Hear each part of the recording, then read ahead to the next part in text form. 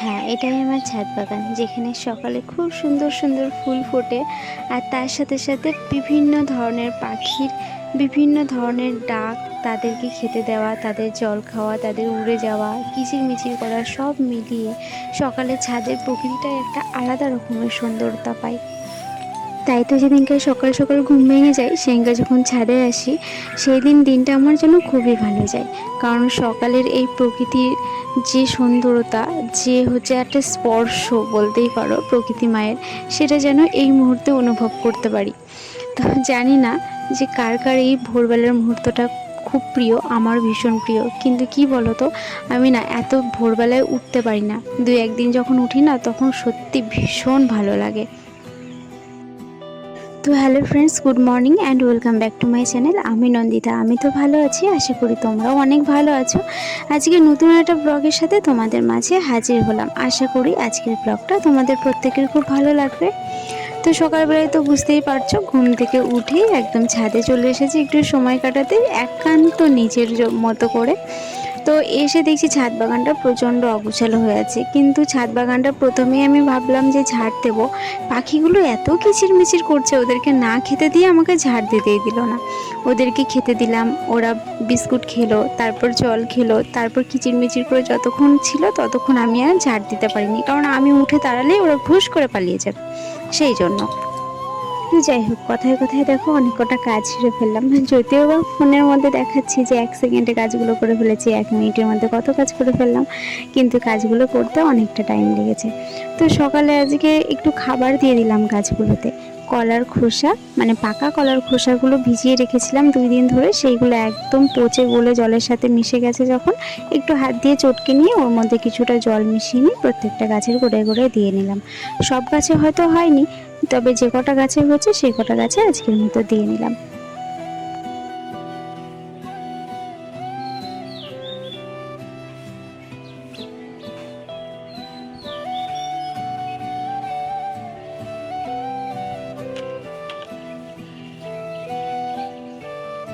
এদিকে আবার দু একটা নান্ত্র ফুলের কিছু ডাল দেখছি ঠ্যাঙে ঠ্যাঙে লম্বা হয়ে গেছে, কিন্তু ফুলে ভর্তি রয়েছে। সেই জন্য মায়ায় ধরে আর কাটতে পারছি না, কিন্তু আজকালের মধ্যে কেটে দেবো। কারণ আজকালের মধ্যে কেটে দিলে যেই বৃষ্টির জলটা পাবে না, তখন ঝাঁকড়া হয়ে উঠবে গাছগুলো।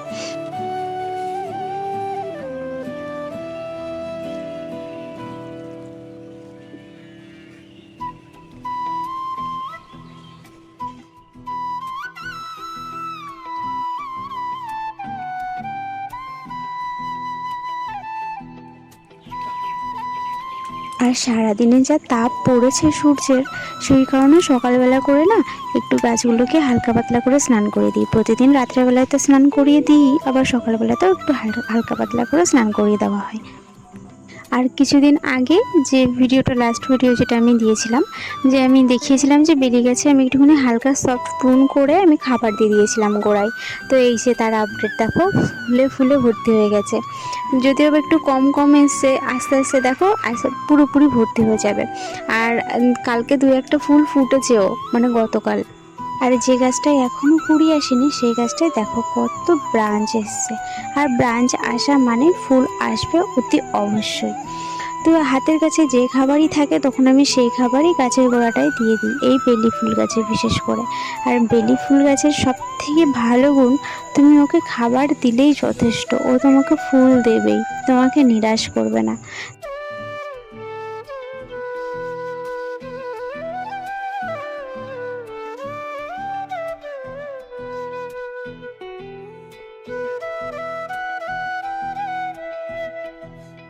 তারপর ছাদে আর কতক্ষণ থাকবো, চলে আসলাম নিচে। আর নিচে এসে কাজগুলো সেরে ছেলেকে পড়তে বসিয়ে দিয়েছি।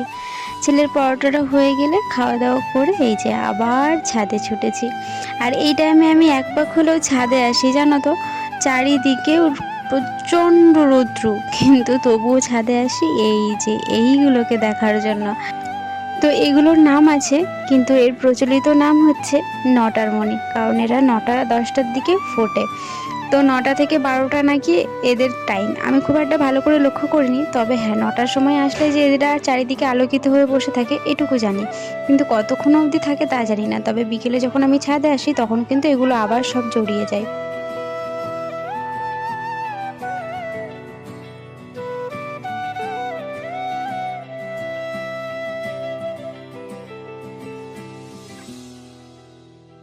একদম টকটকে লাল কালারের পুরুষ ফুলের গাছ, তার মধ্যে আবার একটু সাদা সাদা তুলোর মতো হয়েছে। তো এমনিতে এই গাছগুলো কিছুটা তুলোর মতো লাগে, অনেকে চেরি ফুল বলে, অনেকে ফুরুষ, আবার কেউ একটা নাম আমি ভুলে গেছি যা। তো যাই হোক, এই দেখো আমি সব মসরোজ পর্তুলিকা এক জায়গায় করে রেখেছি, আর এক জায়গাতে এত ভালো লাগছে। বিশেষ করে এই সাদা পর্তুলিকাটা এত নজর কাটছে, এই দিকেই তাকিয়ে থাকতে ইচ্ছা করছে। আর হলুদ রঙের কোনো কোনোটায় খুব ডিপ কালার এসছে, কোনো কোনোটায় হালকা, কোনো কোনোটায় একদম একটা মিষ্টি কাঁচা হলুদ, এরকম ধরনের নানান ধরনের পর্তুলিকা ফুলের গাছগুলোর কালার হয়েছে জানো তো ফুলের।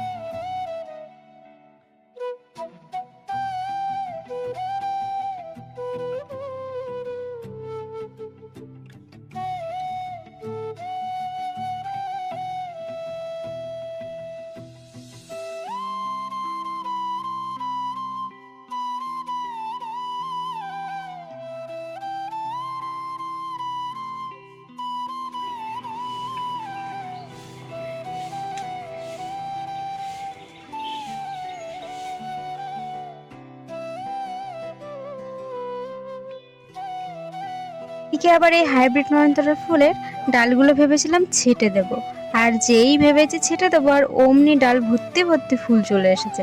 তো এখন আর কি করে ছাড়বো, এই মায়ায় ধরে রেখেই দিয়েছি, দেখতেও বেশ সুন্দর লাগছে। এবার আমার ছেলে খেলা করছে ওর খেলাবাতি নিয়ে, একটু আমার সাথে এই টাইমটা করে আসে পড়াশোনার পরে, কিন্তু অতিরিক্ত তাপের জন্য না বেশিক্ষণ থাকতে পারি না। আর যে কোনাটা একটু ছায়া থাকে সেই কোনাগুলোতে ফুল গাছে ভর্তি হয়ে আছে, কারণ এই ছাওয়াতে ফুলের গাছগুলো রেখে দিয়েছি, ফুলগুলো বেশিক্ষণ থাকে না, রৌদ্রের তাপে জড়িয়ে যায়, সেই জন্য একটু ছায়াযুক্ত স্থানে রেখে দিয়েছি গাছগুলো।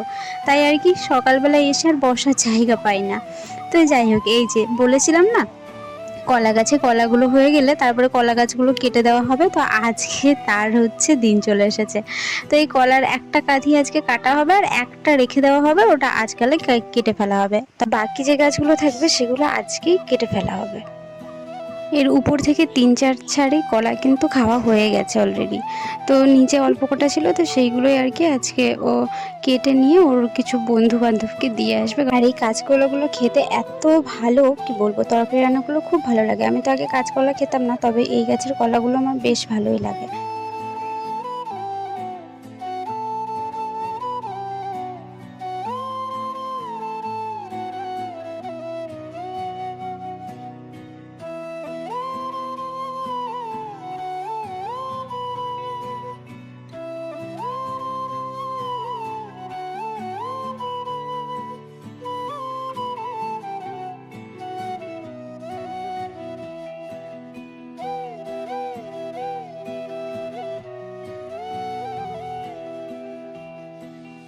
এই কলা গাছ যেখানে লাগানো আছে না, এই জায়গাটা আমাদের না, পিছনের বাড়ি একটা পিসির, কিন্তু আমার হাজব্যান্ড ওখানে কলা গাছ লাগিয়েছে, আর এই কলা গাছ থেকে মোচা, কাঁচকলা, থোর সব আমরা সবাই মিলে খাই।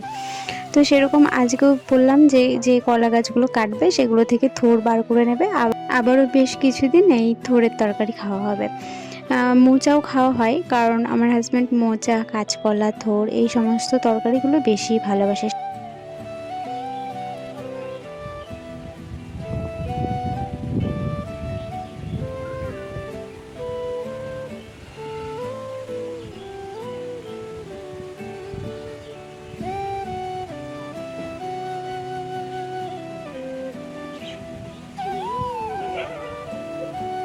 এখন বাজে বেলা 3টে মতো, আর এখন আমি এসেছি ছাদে। দেখো মেঘে সূর্যটাকে ঢেকে দিয়েছে, আর চারিদিকে কি সুন্দর একদম ছায়া ছায়া হয়ে আছে। সেই জন্য আর কি ছাদে এসে একটু দাঁড়াতে পারলাম, কিন্তু হাওয়া হচ্ছে, আর সেই হাওয়াতে নাকচম্পার গাছটা পড়ে গেছে চোখের সামনে। তো এইটার একটা ব্যবস্থা করতে হবে আজকে যে করেই হোক।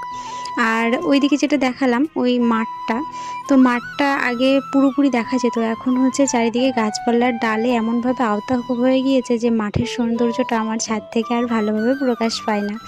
তো যাই হোক, আজকে এই যে যে নাকচম্পা গাছটা বললাম ওটাকে এইখানে রেখে দেবো। এর আগেও এখানেই রাখা ছিল, কিন্তু রাত্রেবেলায় যেহেতু আমরা ছাদে শুই সেই জন্য এখানে তিরপল টাঙানো ছিল, সেই কারণে নাগচম্পা গাছটাকে এখান থেকে সরানো হয়েছিল। কিন্তু এখন বুঝে বুঝে দেখছি যে না, নাগচম্পা গাছটার জন্য এই জায়গাটা সব থেকে বেস্ট। আর দেখছো কীরকম আমার মাথা ছাড়িয়ে চলে গেছে, আমি লাগালি পাচ্ছি না।